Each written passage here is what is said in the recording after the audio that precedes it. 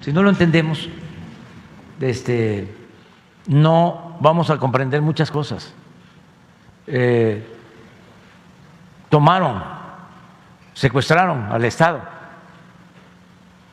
y lo pusieron al servicio de una política económica que beneficia a minorías.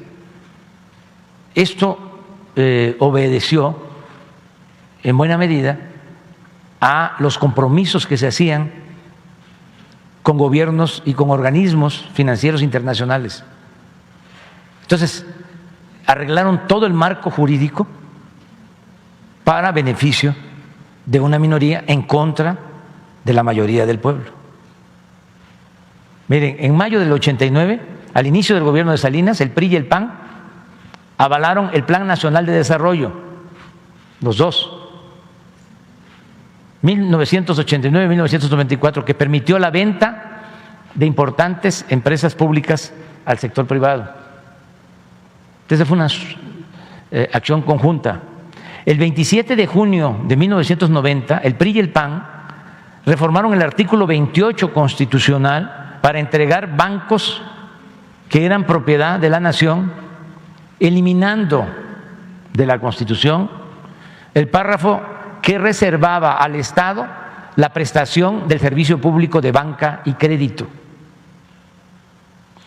Estamos hablando de reformas constitucionales. 3, el 6, me imagino, de enero de 1992, el PRI y el PAN modificaron el artículo 27 constitucional para poner a la venta las tierras ejidales. Esa es la reforma al 27. Hoy, por esta reforma, hay enormes latifundios en manos de supuestos ejidatarios inmensamente ricos y se despojó a miles, si no es que millones, de dueños originarios de las tierras. 4. El 6 de mayo de ese mismo año, los legisladores del PRI y del PAN cambiaron la ley minera para entregar concesiones a particulares hasta por 50 años para la explotación de oro, plata y cobre. Eliminaron los límites de la superficie que podría ser concesionada. Podrían ser 50, 100 mil, 200 mil hectáreas. Derogaron el impuesto a la extracción de minerales. Es decir, desde mayo del 92 hasta hace como 4 años no se pagaba impuesto por la extracción de oro, de plata, de cobre. ¿Ustedes creen que esto no lleva dedicatoria? ¿Eran auténticos representantes populares los legisladores? Muchos ni leían las iniciativas de reforma. Derogaron el impuesto a la extracción de minerales y dieron lugar a la privatización de unidades y plantas mineras del sector paraestatal, como fue el caso de la histórica mina de Cananea. Ahí se entregó, a partir de esa reforma, se entregó Cananea, que era una empresa pública. Además, en ese sexenio entregaron 6.600.000 hectáreas de reservas mineras nacionales, la mayor parte de ellas a 3 concesionarios del país, Peñoles, Grupo México y Carso. Y esta misma política continuó hasta el 1 de diciembre del 2018, hasta que llegamos nosotros. En 36 años se concesionaron 90 millones de hectáreas, es decir, el 45% del territorio nacional. Ni siquiera en el Porfiriato se llevó a cabo una enajenación de suelo patrio tan extensa y descarada. 5. El 22 de diciembre de 1992 los legisladores aprobaron la reforma a una ley secundaria que, a contrapelo de la Constitución, ahí no fue reforma constitucional, fue una ley secundaria, permitió a empresas privadas, principalmente extranjeras, generar energía eléctrica. Hoy, esto empezó en el 92, de manera ilegal, porque no fue reforma constitucional. Hoy, tales empresas venden a la Comisión Federal de Electricidad o a particulares el 46% de la energía eléctrica que se consume en el país. Ahora ya es más, a precios elevadísimos. Con la nueva política energética puesta en marcha por la Cuarta Transformación, bueno, se está incrementando la capacidad de generación de las plantas del sector público y se detuvo el aumento en las tarifas. Eso es lo que estamos haciendo. Esto es lo que los llevó a acusarnos allá al gobierno de Estados Unidos, con el gobierno de Estados Unidos. Nada más un dato. Claudio X González, papá, fue asesor económico de Carlos Salinas de Gortari, para entendernos mejor. El 5 de marzo de 1993, el PRI y el PAN aprobaron la reforma al artículo 3º constitucional. ¿Quién era secretario de Educación? Ernesto Zedillo.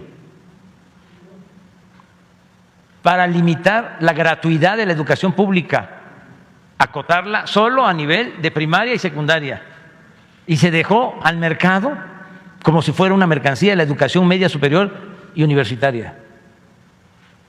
Desde entonces, 300,000 jóvenes son rechazados año con año en su intento por ingresar a la educación superior. Para justificar este absurdo, se implantó la mentira de que los jóvenes no podían ingresar porque no aprobaban el examen de admisión, cuando en realidad no había cupo para ellos en los planteles públicos por falta de presupuesto. Inventaron de que no pasaban el examen de admisión. Rechazaron cada año a miles, pues por eso no tenemos los médicos que requiere el país. 18 de marzo de 1995, la mayoría del PRI en la Cámara de Diputados aprobó el aumento del IVA del 10 al 15%. 8. El 12 de mayo de 1995, el PRI y el PAN reformaron la ley reglamentaria del servicio ferroviario para privatizar Ferrocarriles Nacionales de México y venderlo a empresas nacionales y extranjeras. Tan descarado fue este atraco que al terminar su sexenio el expresidente Ernesto Zedillo se fue a trabajar como asesor del Consejo de Administración de una de las empresas que se quedó con la mayor parte de la infraestructura ferroviaria del país. 9. El 23 de mayo de 1996, el PRI y el PAN aprobaron la ley de los sistemas de ahorro para el retiro, AFORES, los cuales fueron entregados de esa forma a operadoras financieras privadas nacionales y extranjeras. Las administradoras de fondos para el retiro, AFORES, y con ellos la administración sin transparencia, con altos costos por la operación y baja rentabilidad para los derechohabientes. Esto ya lo remediamos, si no del todo, ya bajamos el costo de operación. Se pagaba más que en Argentina, que en Chile, que en Colombia, que en Estados Unidos. Y se hizo una reforma ya en nuestro gobierno para que se cobren menos, se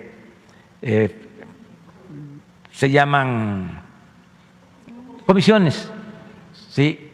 Y les quede más a los trabajadores. En su primera etapa, las AFORES llegaron a cobrar 3 comisiones distintas sobre el saldo en la cuenta, sobre los depósitos y sobre los rendimientos. Ahora al menos hemos garantizado a los asalariados el manejo seguro de esos fondos conforme con sus ahorros, conformados por sus ahorros, y además bajamos la comisión. 10, este es histórico. El 12 de diciembre, ni la burla perdonan, diputados del PRI y del PAN aprobaron el FOBAPROA, 12 de diciembre de 1998, que convirtió las deudas privadas de unos cuantos empresarios y banqueros en deuda pública. En la actualidad, esto es hasta el 31 de diciembre del 2018, esta deuda rebasó el 1.200.000 millones de pesos y de 1995 a la fecha se han destinado solo para pagar intereses más de 800.000 millones de pesos del presupuesto nacional, cuando esos recursos públicos debieron utilizarse para impulsar actividades productivas, crear empleos y promover el bienestar del pueblo. 11. El 8 de diciembre de 2005, ya durante el foxismo, el PRI y el PAN reformaron la ley de impuestos sobre la renta para conceder a las grandes corporaciones económicas y financieras el privilegio de diferir el pago de impuestos hasta por el 100% de sus contribuciones. Una vez consumado el fraude electoral de 2006, el 22 de marzo de 2007, el PRI y el PAN modificaron la ley del ISSSTE y entregaron las pensiones a los trabajadores al servicio del Estado a los intereses de banqueros. Con ello, los trabajadores pagarán más por sus pensiones, al final recibirán menos. 12. El 13 de septiembre de 2007, los mismos legisladores del PRI y del PAN aprobaron un paquete fiscal que incluyó la creación del impuesto empresarial a tasa única y el impuesto del 2% por depósito en efectivo, que más tarde aumentaron al 3%. Esto fue derogado posteriormente. 13. El 24 de octubre de 2008 aprobaron la Ley de Petróleos Mexicanos para dar lugar al otorgamiento de contratos incentivados, así les llaman, a empresas privadas nacionales y extranjeras para la explotación de petróleo exclusiva y hasta por 25 años mediante la asignación de áreas o bloques del territorio. Por cierto, la Suprema Corte convalidó esa reforma y rechazó una controversia constitucional presentada por 5 presidentes municipales alegando que carecen de interés jurídico en el tema. También resolvió improcedente un juicio de inconstitucionalidad interpuesto por legisladores progresistas. Siguiendo la cronología de la ignominia, recordemos que mediante un acuerdo político entre Calderón y Peña Nieto, el 20 de octubre de 2009, los diputados del PRI y del PAN aprobaron la Ley de Ingresos, en la que aumentaron el IVA del 15 al 16%, incrementando también el impuesto sobre la renta del 28 al 30% y autorizaron los aumentos mensuales a las gasolinas, el diésel, el gas y la electricidad. 14. El 2 de diciembre de 2012, al día siguiente de haber tomado posesión de la presidencia, Enrique Peña Nieto firmó con los partidos PAN, PRI y PRD el llamado Pacto por México, en el cual se acordó profundizar en las privatizaciones del sector energético, la educación, la seguridad social y las comunicaciones, así como reformar leyes fiscales, laborales y hacendarias, todo en beneficio de la clase dominante del país y de los intereses extranjeros. Poco antes, el 30 de noviembre de 2012, diputados y senadores del PRI y del PAN aprobaron la reforma laboral que eliminó derechos históricos a los trabajadores al permitir subcontratación, el pago por horas y sin prestaciones sociales. Todo esto está en la Constitución, algunas cosas ya las hemos ido quitando. 15. El 13 de diciembre de 2012 la Cámara de Diputados aprobó la mal llamada reforma educativa, que tenía como consigna someter al magisterio y avanzar en la privatización de la enseñanza. La mayoría de los senadores votó a favor de la modificación constitucional el 20 de diciembre de 2012. A partir de este momento comenzó una campaña de desprestigio, criminalización y persecución sin precedentes en la historia contra el magisterio. 16. El 18 de diciembre de 2012, el Senado aprobó las reformas constitucionales en materia de telecomunicaciones realizadas a los artículos 6, 7, 27, 28, 73, 78, 94 y 105 de la Constitución. Estas modificaciones garantizan los derechos de las empresas, pero no los de los ciudadanos, y permiten la censura previa y violan el derecho a la privacidad. Además, los legisladores dejaron fuera a las radios comunitarias indígenas y los derechos de las audiencias. La Ley Federal de Telecomunicaciones creó el Instituto Federal de Telecomunicaciones para regular el sector. Sin embargo, este acabó favoreciendo a los agentes económicos preponderantes. Esto es una realidad.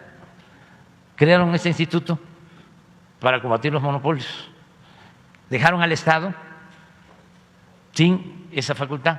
La Secretaría de Comunicaciones ya no tiene nada que ver con los permisos para la radio, para la telefonía, para la televisión, y crearon ese instituto.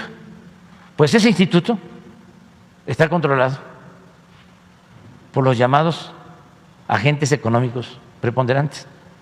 Se supone que se creó para combatirlos, para combatir a los monopolios. Pero tiene más fuerza un agente económico preponderante por esa reforma constitucional que el presidente. de la República.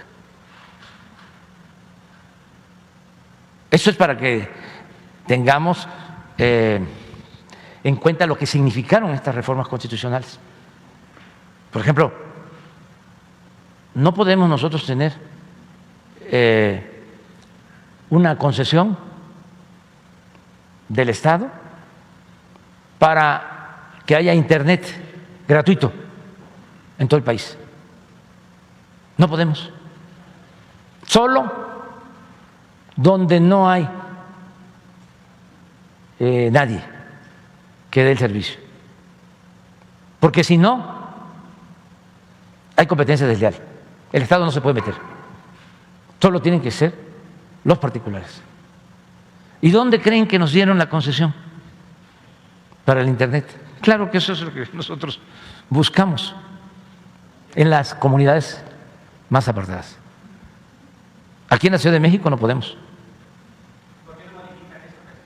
Porque para allá vamos, pero con la huelga de estos. Es que es reforma constitucional. Si dejaron bien amarrado, en algunos casos no les dio tiempo. No funciona, es que es reforma constitucional. Y van inmediatamente, pues ahí tienen la mayoría de los jueces, no todos, ¿no?, a su servicio. En todos los casos tiene que haber reforma. Es que es el colmo. ¿Cómo el interés público va a quedar subordinado al interés particular? Así está la Constitución, eso fue lo que hicieron. Bueno, en octubre de 2017 el Senado aprobó nuevos cambios a la Ley de Telecomunicaciones y Radiodifusión que fueron considerados un retroceso democrático. Se nulificó el derecho de las audiencias, pues se eliminó la facultad de la Secretaría de Gobernación de supervisar los contenidos y velar por el cumplimiento de los derechos constitucionales. En los hechos se dejó sin sanción el incumplimiento del respeto a los derechos de las audiencias infantiles y a la diversidad, y se omitió la obligación de observar un lenguaje no sexista y de no promover la violencia. No se puede regular. Esa reforma la hicieron ellos. 18. El 17 de octubre de 2013, la Cámara de Diputados aprobó la reforma hacendaria, que significó cobrar más impuestos a la mayoría de los contribuyentes, manteniendo los privilegios, esto sí lo cambiamos, síguele, fiscales para las grandes empresas y los bancos. Esto sí, de las pocas reformas constitucionales que tuvimos suerte de que se aprobaran, porque se reformó el artículo 28 y está prohibida la condonación de impuestos, porque no pagaban impuestos los grandes, o si pagaban se les devolvía. La reforma aprobada por el Legislativo y publicada en el Diario Oficial de la Federación el 11 de diciembre de 2013 fue modificada por la Presidencia mediante dos decretos del 26 de diciembre de 2013. En ellos se estableció que el Ejecutivo tenía facultades para ejercer en la práctica un poder determinante en la definición de la política tributaria. O sea, el presidente podía quitar impuestos. El artículo 39 del Código Fiscal de la Federación, Cámara de Diputados, lo habilita para condonar o eximir total o parcialmente el pago de contribuciones y accesorios y para conceder subsidios o estímulos fiscales. Pues por eso no pagaban. Y eso es exactamente lo que hizo ya el presidente Peña, otorgando estímulos fiscales a la industria manufacturera, maquiladora y de servicios de exportación y acordar diversos beneficios a otros sectores. 19. No conforme con el avance de las privatizaciones del petróleo mexicano y de la Comisión Federal de Electricidad, el 11 de diciembre de 2013 los senadores del viejo régimen aprobaron la reforma energética para entregar el 20% del potencial petrolero del país a empresas particulares, nacionales y extranjeras y permitir el aumento ilimitado de la participación privada en la generación de electricidad. No dejo de señalar que cuando se aprobó esta reforma solicitamos, de conformidad con el artículo 35 de la Constitución, una consulta ciudadana para recoger la opinión del pueblo sobre este importante asunto de interés nacional. Sin embargo, luego de reunir más de 3 millones de firmas y cumplir con todos los requisitos, los ministros de la Suprema Corte, que ya estaban arreglados, demostrando su lealtad a los mandamases, declararon improcedente nuestra fundada petición. Eso tampoco se olvida. En fin, durante el periodo neoliberal las leyes se aprobaron por consigna y a modo, en el sentido que exigían los potentados políticos, funcionarios y legisladores para beneficio de particulares, sin importar el interés público. Hasta ahí la dejamos, pero hay muchas más reformas. Pero esto es lo que debe de servir para entender cómo era la vida legislativa en el periodo neoliberal. ¿En qué benefician estas reformas al pueblo? ¿En qué beneficiaron al pueblo? Entonces, ahora es distinto, por eso suena